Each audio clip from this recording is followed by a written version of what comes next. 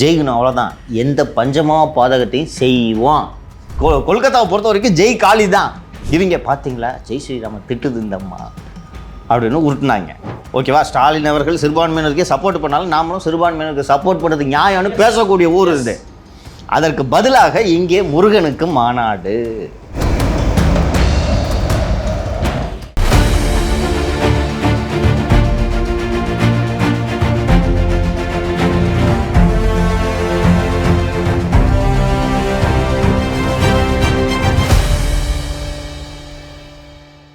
இந்த நேஷனல் லெவலில் நடந்த ஒரு முக்கியமான ஒரு சின்ன ஒரு ஈவெண்ட் பாருங்களேன். இப்போ தமிழ்நாட்டில் வந்து முருக பக்தர்கள் மாநாடு போட போகிறாங்க பிஜேபி. அதே போல் ஒரு டோனாக இது இருக்குமோன்னு பார்க்குறேன். வெஸ்ட் பெங்காலோட பிஜேபி ஐடிவி அவங்க ட்விட்டர் ஐடியில் வந்து பார்த்தீங்கன்னா மமதா பானர்ஜி வந்து ஈத் முபாரக்காக ஒரு போஸ்ட் போடுற மாதிரி அவங்க நிற்கிறாங்க. அதை வந்து தொழுகை நடத்துகிற மாதிரி ஒரு ஃபோட்டோவை போட்டு BJP west Bengal BJP ITV வந்து போடுறாங்க. இது எப்படி புரிஞ்சுக்கிறது? அவனுடைய பாலிடிக்ஸ் டுவர்ட்ஸ் எதை நோக்கி நகருது? ஏன் இத்தனை ஆண்டுகளாக இல்லாமல் கடந்த ஆண்டும் பக்ரீத் வந்தது. ஆமாம், கடந்த ஆண்டு இப்படி போடாமல் இந்த ஆண்டு ஏன் மமதா பானர்ஜி ஒரு இஸ்லாமிய பெண்ணாக தொழுகை நடத்துவது போல் பக்ரீதை கொண்டாடுபவர்களுக்கு வாழ்த்துக்கள், இந்த வாசகத்தை நீங்கள் ஆமாம் பக்ரீதை கொண்டாடுபவர்களுக்கு வாழ்த்துக்கள்னு போட்டு மமதா பானர்ஜி படத்தை போடுறாங்கன்னா she is a Muslim. By supporting Muslims, she herself has become a Muslim. அவன் இஸ்லாமியர்களுக்கு மட்டுமான தலைவர் தான். எக்ஸாக்ட்லி அப்படின்னு எக்ஸாக்ட்லி. இதில் இந்த சரி தவறுக்குள்ளெல்லாம் போகாமல் அப்ஜெக்டிவாக நின்று அவர்களோட அணுகுமுறையை பாருங்கள். 2 மாநிலங்களும் தேர்தலை சந்திக்கின்றன. கடந்த ஆண்டு என் போடல இது மாதிரி என்ன பிரயோஜனம்? இப்போ 10 மாதத்தில் தேர்தல் வருகிறது. பங்களாதேஷில் மற்ற மாநிலங்களை விட பங்களாதேஷில் இந்த இஸ்லாமியர்கள் பிரச்சனை அதிகம். இஸ்லாமியர்கள் பிரச்சனைனா பாப்புலேஷன் அதிகம். அண்ட் எல்லை தாண்டி வந்து எவன் இந்தியன் எவன் பங்களாதேஷின்னு வித்தியாசமே தெரியாது. அவனும் பங்களா பேசுவான், அவனும் முஸ்லீமாக இருப்பான்.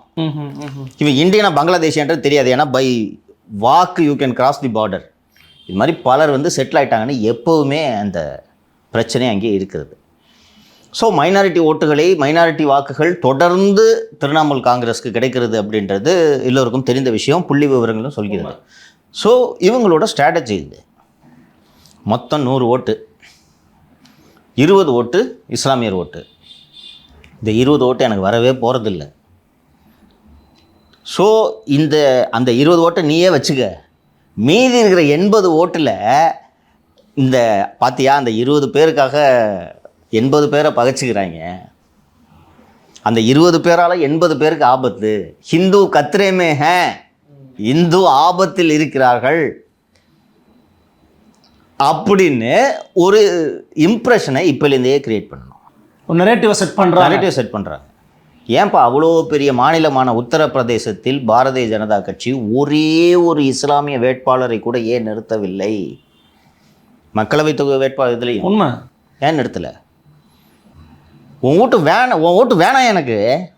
ஏன்பா எங்கேயாவது வந்து இந்து பெண்களோட தாலியை பிடிங்கி முஸ்லீம்கள்கிட்ட எந்த கட்சியாவது கொடுக்க முடியுமாயா? ஆட்சிக்கு வந்தால் கூட சொல்லியா? இது நடக்குமா?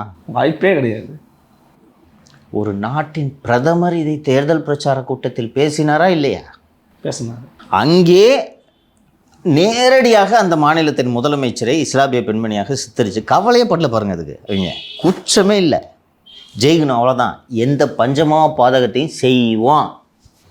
தொடர்ந்து பல வருடங்களாக அங்கே வந்து மம்தா பானர்ஜி தான் இருக்காங்கன்னும் போது ஊழலை பற்றி பேசலாம், ஆன்டி இன்கம்பன்சின்னு பேசலாம். அதெல்லாம் ரொம்ப கஷ்டப்பட்டு தரவுகள் எடுத்து மக்களை கன்வின்ஸ் பண்ணும். மம்தா பானர்ஜி ஊழல் இதெல்லாம் சொல்லி எவ்வளோ தூரம் பேச வேண்டியது இருக்குது. இது ஈஸி இல்லை. ஹிந்து கத்ரேமே முடிஞ்சு போச்சா? உணர்வுகளை தூண்டி பண்ணுற விருப்ப அரசியல் ஈஸி இல்லை அது. இல்லை, ஆனால் என் சந்தேகம் ஒன்று இருக்குது. நீங்கள் மமதா பானர்ஜி வெறும் இந்த பக்கம் மட்டும் பார்க்க முடியாது. அவங்க ஜெய் காளி அப்படின்னு சொல்லி அந்த டோன் எடுத்த ஆளு. அது வேடம் போடுகிறார், நீங்கள் அதை நம்பாதீர்கள். அவர் உண்மையில் இஸ்லாமியர்களின் பிரதிநிதின்றதுக்கு தான் நேற்று அந்த படம். இப்போ ஓரலாக நீங்கள் சொன்னதை சொல்லலாம். அவர் பாருங்கள் சிறுபான்மையினருக்கு சப்போர்ட்டாக இருக்கிறாங்க, அது எடுபடாது. ஆனால் அந்த ஜெய் காளின்லாம் வேஷம் போடுறாரு அப்படின்ட்டு இப்போ இந்த எலெக்ஷன் நெருக்கத்தில் என்ன பண்ணாங்கன்னா, ஒரு வாட்டி வந்து ரோட்டில் மம்தா பானர்ஜியோட கான்வாய் போயிட்டு இருக்கும்போது ஜெய் ஸ்ரீராம் கோஷம் போட்டுட்டு இருந்தாங்க. இந்த அம்மா கார்லேருந்து இறங்கி என்ன ஜெய் ஸ்ரீராம், இங்கே கொல்கத்தாவை பொறுத்த வரைக்கும் ஜெய் காளி தான் நாங்கள் காளி காளி வழிபாட்டாளர்கள் அப்படின்ட்டு அந்த அம்மா சண்டை போட்டுச்சு. இவங்க பார்த்தீங்களா ஜெய் ஸ்ரீராம திட்டுது இந்த அம்மா அப்படின்னு உருட்டுனாங்க. இது அடுத்த கட்டத்துக்கு போயிட்டாங்க. இப்போ இஸ்லாமியராக சித்தரிக்கிறாங்க. தமிழ்நாட்டில் இவரை திரு ஸ்டாலின் அவர்களை ஒரு இஸ்லாமியராக சித்தரித்து இதே போல் அவருக்கு இப்போ ஸ்டாலினும் வந்து இந்த ஏதாவது ஒரு நோன்பு திறக்கும் விழாவில் குல்லா போட்டிருப்பாரு. உதயநிதி இந்த ஆண்டே போட்டாருன்னு நினைக்கிறேன், குல்லா போட்டார். அதை இங்கே போட்டால் எடுபடாது. ஆமாம், அவர் எங்கள்தான் போயா ஆமாம் அப்படின்ட்டுருவாங்க. அது எடுபட பெரிய அளவில் எடுபடாது. இங்கே நாம் அப்படி பார்ப்பவர்கள் அல்ல. ஓகேவா? ஸ்டாலின் அவர்கள் சிறுபான்மையினருக்கே சப்போர்ட் பண்ணாலும் நாமளும் சிறுபான்மையினருக்கு சப்போர்ட் பண்ணுறது நியாயம்னு பேசக்கூடிய ஊர் இது. அதற்கு பதிலாக இங்கே முருகனுக்கு மாநாடு. அது ஒரு ஒரு தோழர் சண்முகம் மற்றும் திரும்ப பேசுனான்னு தெரியல, சண்முகம்லாம் வந்து இது அரசியல் மாநாடுன்னு சொல்கிறாங்க. இது முருகனுக்கான மாநாட்டில் அரசியல் மாநாடு தான், ஆனால் அது முருகனுக்கான மாநாடு என்று தான் சொல்வார்கள். முருகனை வைத்து செய்யக்கூடிய அரசியல். ஸோ அப்படித்தான் இதை கையில் எடுப்பார்கள். ஸோ இவங்க இதை நம்ம பார்க்கணுன்ற பார்த்து இதை அப்சர்வ் பண்ணணுன்றேன். 2 மாநிலத்தில் தேர்தல், ஒரு மாநிலத்தில் எப்படியான உத்தி, அந்த உத்தி இங்கே எடுபடாது. இந்த மாநிலத்திற்கு ஏற்ற உத்தி இப்படி பிளவுபடுத்தி வெற்றி பெறுவது எளிது. உங்களால் இமேஜின் பண்ண முடியுதா? ஒரு நாட்டோட பிரதமர் இந்துக்களோட தாலியெல்லாம் பிடுங்கி போய் முஸ்லீம்களுக்கு கொடுத்துருவாங்க ஒரு பிரதமர் பேசுகிறாருன்னா உலகத்தில் நடக்காது, எங்கேயுமே நடக்காது. என்னென்னா அது ஃபஸ்ட்டு ஃபேஸில் இந்த வளர்ச்சி ஆத்ம நிர்பர்லாம் எடுபடாது அப்படின்னு சொன்னோன்னே வழக்கமான எறாத கத்தியை அந்த பொட்டியை திறந்து பாரு, உனக்கு நீ கிடைக்கும்ன்ற மாதிரி எட்ரா அப்படின்ட்டு எடுத்து 2 மீட்டிங்கில் பேசிட்டு தேர்தல் ஆணையத்துக்கிட்ட எல்லாம் போய் இவங்க மனு கொடுத்தாங்க. ஒரு 4 மீட்டிங்கில் பேசி முடிச்சிட்டாரு. அதை வச்சு மொத்த எலெக்ஷனுக்கும் பேசினாங்க. அது விவாத பொருளாகவே இருந்துச்சு. காங்கிரஸ் டிஃபென்ஸுக்கு போச்சா, நாங்கள் எங்கேயா சொன்னோம் தாலியை பிடிங்கிறோன்ட்டு. அது இத்தனைக்கும் சாம் பிட்ரோடான்ற அந்த காங்கிரஸோட அந்த ஆராய்ச்சி பிரிவோட தலைவர் வந்து போட்ட ஒரு research paper, something like equal distribution of wealth. அவர் இந்து முஸ்லீம்ன்றதை அதை சொல்லலை, பணக்காரர்கள்ட்ட இருக்கிற செல்வத்தை ஏழைக்கு பகிர்ந்தளிக்கணும் அப்படின்றது மாதிரி ஒரு ஈக்விட்டபிள் டிஸ்ட்ரிபியூஷன் ஆஃப் வெல்த் பற்றி எழுதின ரிசர்ச் பேப்பரை இந்துக்களோட சொத்துக்களை பிடிங்க முஸ்லீம். இதை எப்படி எதிர்கொள்வது, எப்படி வெற்றி பெறுவது என்பதை எதிர்க்கட்சிகள் ஆராய்ந்து கற்றுக்கொண்டுதான் இதை செய்ய முடியும். இல்லை, அப்படி ஆராய்ஞ்சு செஞ்சதான் நீங்கள் வந்து தமிழ்நாட்டில் சேகரபாபு அவர்கள் நடத்திய, தமிழக அரசு நடத்திய முருகர் மாநாடு நீங்கள் பார்க்கக்கூடாதா? அவங்களுக்கு கவுண்டர் பார்ட்டுக்கு வேறு வழி இல்லை. நான் இதை தவறு சொல்லலை, ஆனால் அது எடுபடவில்லைன்ற. நீங்கள் உங்களுக்கு இது சரியான உத்தியான்றதை தெரியாமையே அரைகுறையாக நீங்கள் இந்த உத்தியை கையாளுகிறீர்கள் என்று சொல்கிறேன். அவன் எப்போ நடத்துகிறான் முருகன் மாநாடு? எலெக்ஷனுக்கு 10 மாதம் முன்னாடி. நீங்கள் எப்போ நடத்துறீங்க? 1 வருஷம் 2 மாதம் முன்னாடி நடத்துறீங்க. அதை பிஜேபி கட்சி நடத்துது. நீங்கள் 2 கட்டம்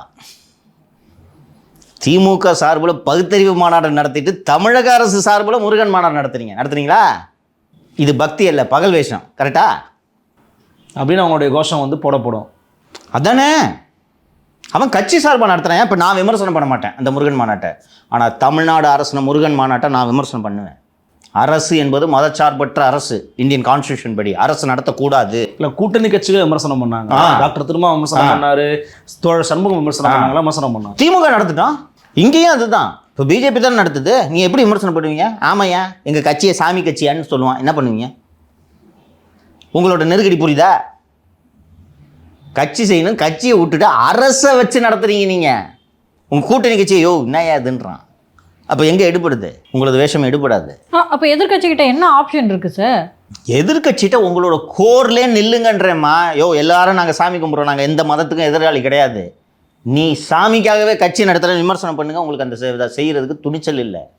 இதை கருணாநிதி போன்ற ஒரு ஆள் இதை எப்படி எதிர்கொள்ளணும்னு உணர்ந்து இதை உங்களோட ஸ்ட்ராங்கு, கோரு, பகுத்தறிவு, சுயமரியாதை அதில் நில்லுங்க. எங்கே இந்துக்களோட வாக்குகள் போயிட போதோன்னு சொல்லிட்டு நீங்கள் கையில் வேலை தூக்கின பகல் வேடக்காரர்கள்மா. நீங்கள் எப்படிம்மா நீங்கள் 2மா இருக்க முடியும்? எப்படி 2மா இருக்க முடியும் சொல்லுங்கள்? இதை ஜஸ்டிஃபை பண்ணிடலாம். ஏப்பா நீ பகுத்தறிவு பேசுகிற, அந்நியார் கோயிலாக போய் ஐயர்காலில் விழுந்து நிற்குதாங்கன்னு சொல்கிறத அது உங்கள் வீடு, தனிப்பட்ட அந்த சுதந்திரத்தில் நாங்கள் அந்த சுதந்திரம் கொடுத்துருக்கோம், நாங்கள் அதில் தலையிட மாட்டோம்னு சொல்லிட்டு நீங்கள் போயிடலாம். தேர்தல் பிரச்சார சமயத்தில் கையில் வேலை எதற்கு தூக்குகிறீர்கள்? அதற்கு 1 ஆண்டுக்கு முன்பு முருக கடவுளை இழிவுபடுத்தி விட்டார் என்று அமைச்சர் முருகன் இந்த இஷ்யூவை கையில் எடுத்த உடனே பிக்கு ஐடியா கொடுக்குறாரு. சார் அதை லைட்டாக அந்த இந்து ஓட்டு கொஞ்சம் அடி வாங்குற போல இருக்குது, என்ன பண்ணும், கையில் ஆளுக்கு நீங்களே வேலை தூக்குங்க சார். அப்போ உங்கள் அடையாளம் சிதைதா? நேற்று பேசணும் நினைவு இருக்கா? தீவிர பிஜேபி எதிர்ப்பு என்ற ஒரு நிலைப்பாட்டை கையில் எடுத்து விட்டு பிள்ளை வீட்டில் ரெய்டு வரப்போகுதுன்னு தெரிஞ்ச உடனே நிதி ஆயோக்கு போய் நிதி கேட்குறேன்ட்டு போய் அங்கே போய் காலில் விழுறீங்க. அப்போ உங்களோட அடையாளம் சிதைதா? உங்களோட ஸ்ட்ராங்கு, உங்களோட கோரு, தமிழகத்தில் உள்ள பெரும்பாலான மக்கள், அறிவுஜீவிகள் உங்களை ஆதரித்ததற்கான காரணம் நீங்கள் பேசிய பகுத்தறிவு, நீங்கள் பேசிய சுயமரியாதை, நீங்கள் பேசிய சமூக நீதி. அவங்கள பார்த்துட்டு பயந்துட்டு காங்கிரஸ் இதே தப்ப 19ல் பண்ணாங்க, ஞாபகம் இருக்கா? சோனியா காந்தியும் ராகுல் காந்தியும் நெத்தியில் சந்தனங்கந்தனெல்லாம் போட்டுக்கிட்டு போய் இறங்கினாங்க. சாஃப்ட் இந்துத்துவம் அடாப்ட் பண்ணாங்க. ஒரிஜினல் இருக்கும்போது வேஷம் எதுக்கு? அவன் ஒரிஜினலு, யோ நீ வேஷம்பா. அப்படித்தான் இங்கே இருக்கிற இந்துவும் பாப்பான்றேன். உங்களை நம்பவே மாட்டாங்க. விநாயகரை செருப்பால் அடித்த ஒரு தலைவரின் வழிவந்தவர்கள் என்பதை பெருமையாக சொல்லிக்கொள்ளும் நீங்கள் கையில் வேலை தூக்குவதை நாங்கள் மக்கள் எப்படி பார்ப்பார்கள் என்று சொல்லுங்கள். இப்போ கோர் ஐடியாலஜியோட ரொம்ப ஸ்ட்ராங்காக நிற்கணுன்றீங்க. அதுதான் உங்கள் ஐடியாலஜி, அதுதான் உங்கள் பலன்றேன். யோ அவன் வேஷம் போடுறான், சாமி மாநாடுன்னு வேஷம் போடுறான், அம்பலப்படுத்துங்கன்றீங்க. அம்பலப்படுத்துங்க. ஓகே, முருகனுக்கு மாநாடு நடத்துறியா? அனைத்து சாதியினரும் அர்ச்சகராகணும்னு மாநாடு நடத்துகிறான், நான் நடத்துகிறேன்டாங்கண்ணா. அதுக்கு கவுண்டர் பிஜேபி கிட்ட இல்லை. கரெக்ட் கிடையாது, அவங்கள்ட்ட கிடையாது. நாங்களும் கடவுள் வழிபாட்டை நாங்கள் எதிர்க்கவில்லை. அனைவருக்கும் கடவுள் வழிபாட்டு உரிமை வேண்டும் என்பதுதான் எங்கள் கட்சியின் நிலைப்பாடு. அதை நீங்கள் உறுதி செய்வீர்களா? எங்கள் கட்சியின் நிலைப்பாடு கண்டதேவி தேரோட்டத்தில் தலித்துகள் வடம் பிடித்து இழுக்க வேண்டும் என்பது எங்களது நிலைப்பாடு. தமிழக பாரதிய ஜனதா கட்சியின் தலைவர் நயினார் நாகேந்திரன் கண்டதேவியில் தலித்தின் கையை பிடித்து வடமிழுக்க வைப்பாரா? திமுகவுக்கு பாயிண்டா எடுத்து கொடுக்குறீங்க. அறிவு இருந்துச்சுன்னா உங்களுக்கு தோணணும் சார். இது ஏன்னா திமுகவோட ஐடியாலஜியே உங்களுக்கு பேசுனது தான்.